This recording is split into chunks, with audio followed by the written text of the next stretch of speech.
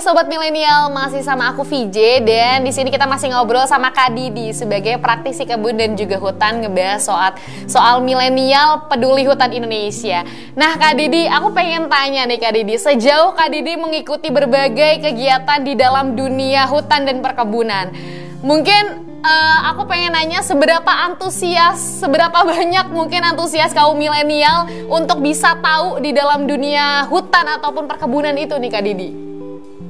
Sebenarnya sih kalau sekarang udah lumayan banyak ya, kalau aku lihat trennya dari dulu ya, kayak waktu aku masih kuliah itu kayak masih jarang banget isu-isu hutan, isu-isu lingkungan gitu, itu jarang banget. Tapi sekarang sih menurut aku alhamdulillah udah banyak teman-teman aku juga, atau yang aku sering banget dengar berita yang tentang hutan, tentang lingkungan kayak gitu, itu udah lumayan banyak sih. Bahkan ada kayak komunitas-komunitas atau kayak perkumpulan yang itu mereka mengkampanyekan untuk cinta lingkungan, cinta hutan. Sekarang sih udah alhamdulillah, semoga kedepannya tuh makin banyak lagi. Ternyata banyak juga ya milenial yang mungkin interest untuk gabung bersama Kak Didi, mengedukasi masyarakat soal pentingnya menjaga lingkungan ini ya Kak. Iya, nah Kak Didi, nih kalau boleh tahu nih Kak Didi, nih kalau cita-cita Kak Didi dulunya apa sih gitu? Dengan dari berbagai banyak cita-cita gitu, mungkin orang bercita-cita ingin menjadi dokter dan lain sebagainya. Ini Kak Didi, apakah cita-citanya dulu juga pengen jadi praktisi hutan dan juga kebun seperti sekarang, atau seperti apa nih Kak Didi? Apa ya, kalau cita-cita sebenarnya berubah-ubah ya. Sebenarnya aku tuh cita-cita tuh pengen jadi guru tuh karena waktu kecil tuh aku pengen jadi guru gitu, tapi ketika udah besar tetap jadi guru, tapi gurunya tanda kutip yang bukan guru yang profesi benar-benar dia pegawai gitu ya, tapi lebih ke guru di mana kita bisa sharing kayak gitu. Jadi aku pokoknya pengen jadi pengajar kayak gitu, aku pengen sharing ilmu yang aku punya kayak gitu, ilmu apapun yang kalau baik aku pengen sharing gitu. Jadi kayak relate aja, waktu kecil pengen jadi guru, terus udah gedenya ternyata sekarang aku masih suka juga sharing-sharing, terus jadi narasumber juga kan, walaupun bukan guru secara profesi tapi lebih ke mengajar atau sharing sesuatu yang insya Allah bermanfaat kayak gitu. Berbagi ilmu ya, jadi relatable gitu ya. Dulu cita-cita jadi guru, kalau sekarang lebih spesifik ini gurunya tentang mengedukasi masyarakat, bukan murid lagi tapi masyarakat. Dan mungkin banyak sekali gitu orang-orang yang mungkin sampai pada akhirnya tertarik untuk juga menjaga lingkungan, khususnya hutan dan juga kebun gitu ya. Nih kalau boleh tahu nih Kak Didi, apa sih motivasi terbesar Kak Didi gitu untuk concern di bidang kebun dan juga hutan ini? Motivasi aku sebenarnya ya karena balik lagi sih karena aku seorang muslim ya. Jadi kalau seorang muslim itu kan kita seharusnya tahu lah ya, kita sadar untuk apa manusia ditempatkan di bumi ini gitu kan, karena kita sebagai muslim itu sebagai manusia aja gitu, walaupun agamanya apapun, sebagai manusia itu diturunkan ke bumi itu kan sebagai khalifah ya. Dan sebaiknya khalifah adalah menjaga dan memakmurkan bumi gitu, bukan merusaknya. Jadi dari situ itu yang jadi motivasi aku, makanya pengen banget jadi manusia yang gak sia-sia lah, udah Allah ciptakan, udah diturunin ke bumi gitu ya, sebaiknya kita bisa menjaga bumi, bisa memakmurkan bumi, bukannya merusaknya. Itu sih luar biasa. Nih kalau boleh tahu juga nih Kak, event apa yang mungkin sampai pada akhirnya terkesan gitu sejauh ini yang mungkin Kak Didi dan teman-teman lakukan? Maaf Kak, apa tadi? Event apa yang mungkin ngebuat Kak Didi dan teman-teman jadi terkesan gitu, event yang mungkin sejauh ini sudah Kak Didi dan teman-teman buat gitu, ada event apa gitu? Sebenarnya sih ada banyak ya lumayan banyak gitu, tapi emang kalau secara pribadi sebenarnya aku tuh pengen banget, tapi sebenarnya belum kesampaian secara masif sih. Aku tuh punya program pribadi yang itu adalah birthday fundraising untuk hutan kayak gitu. Jadi aku bikin penggalangan dana setiap aku ulang tahun.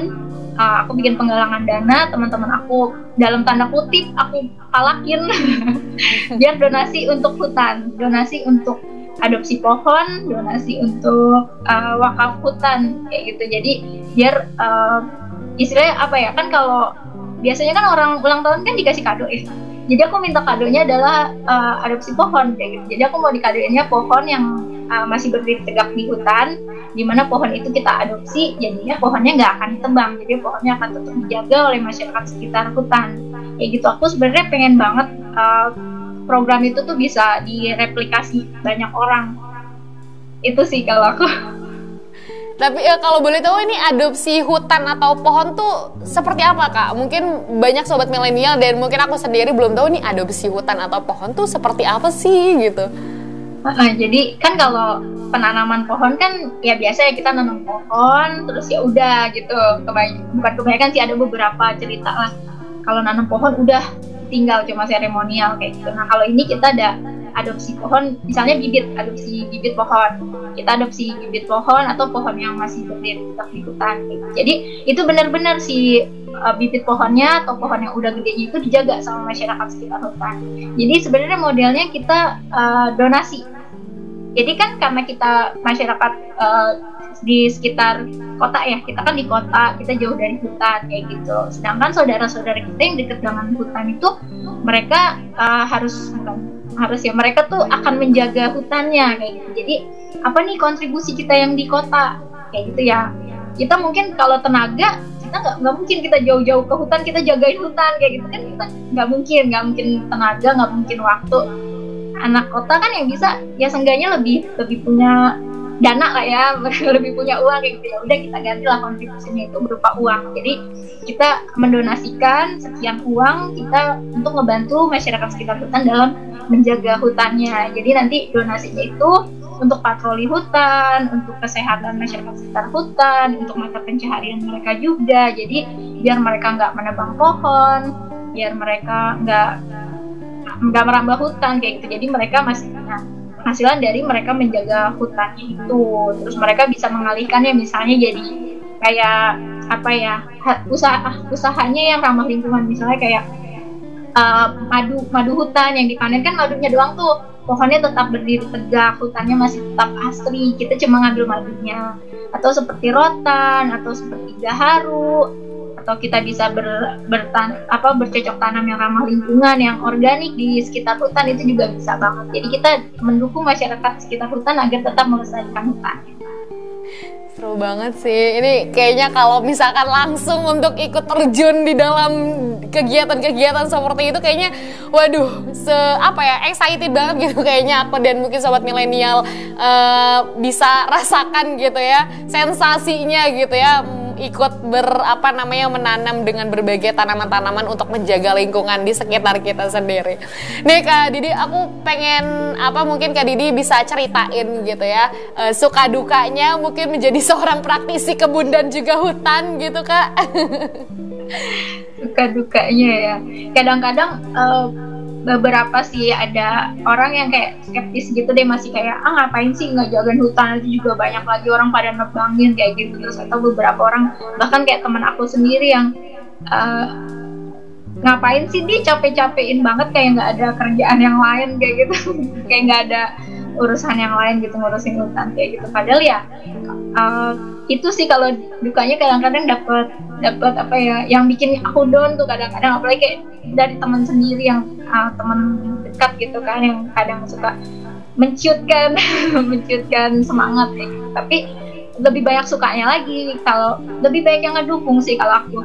Jadi kayak teman-teman dari keluarga tuh baik yang ngedukung, yang ikutan adopsi pohon, terus ikutan bikin misalnya aku kan juga bikin ekoenzim, bikin ekobrik kayak gitu, terus bikin pupuk organik, terus bikin kompos kayak gitu-gitu.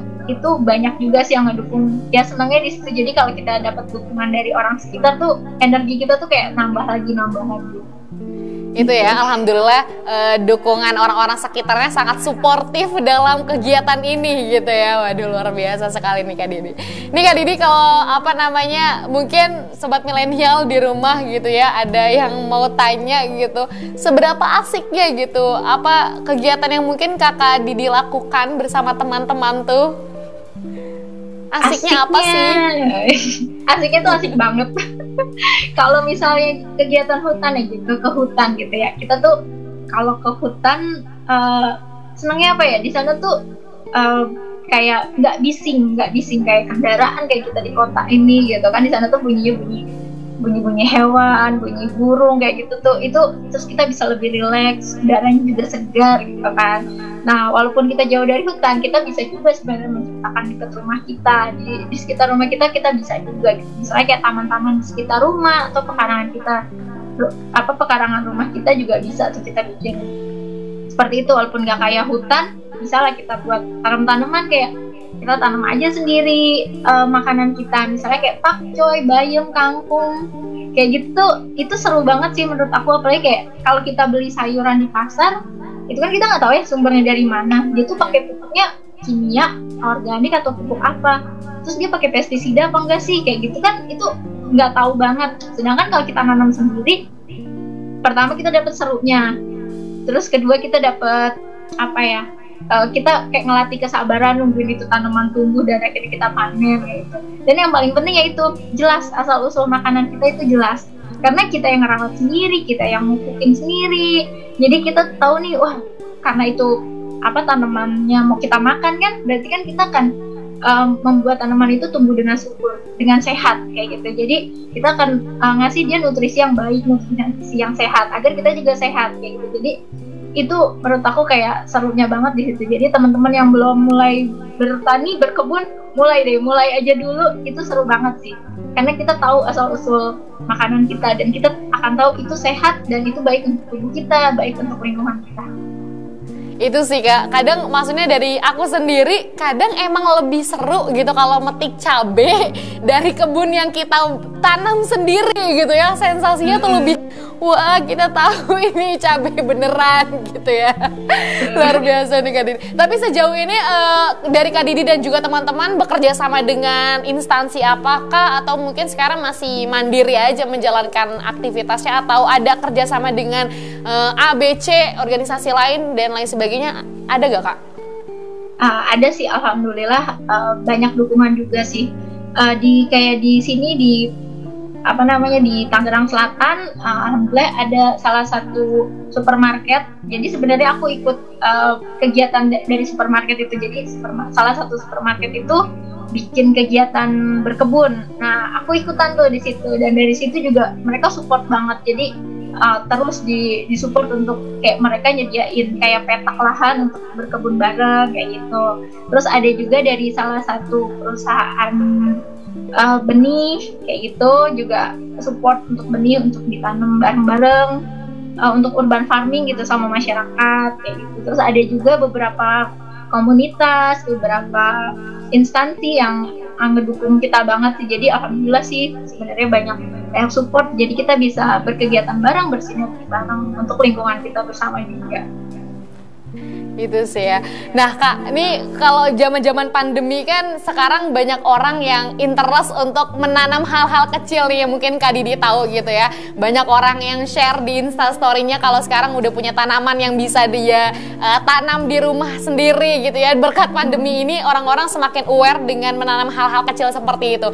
Gimana nih tanggapan Kak Didi sebagai orang yang mungkin sudah menggeluti dunia pertanam-tanaman sejak dulu gitu sampai sekarang gitu Kak, gimana tanggapannya?